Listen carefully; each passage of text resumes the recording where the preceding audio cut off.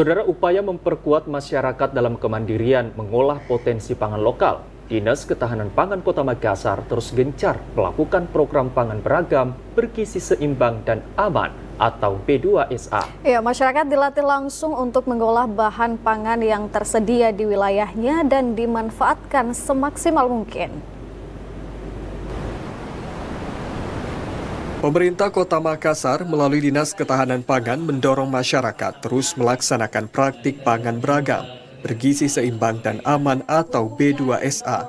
Melalui bimbingan teknis ini, masyarakat dilatih langsung untuk mengolah bahan pangan yang tersedia di wilayahnya. Dinas Ketahanan Pangan juga menekankan aspek gizi dan memberikan pembekalan keterampilan teknis, mulai dari pengolahan hingga pengemasan. Nantinya semua pangan lokal memiliki nilai tambah sekaligus mendukung ekonomi daerah.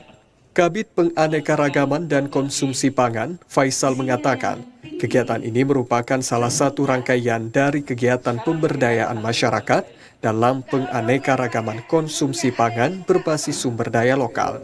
Kegiatan ini juga bertujuan bagaimana masyarakat dapat menerapkan pola pangan beragam, bergizi seimbang dan aman di rumah tangga masing-masing.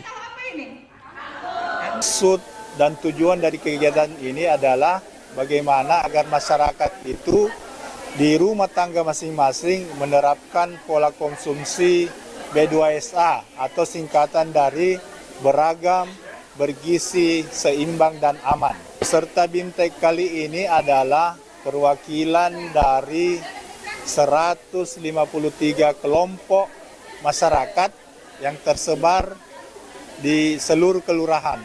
Jadi setiap kelurahan itu kita sudah membentuk atau mereka sudah terbentuk satu Pokmas rumah pangan B2SA di setiap kelurahan.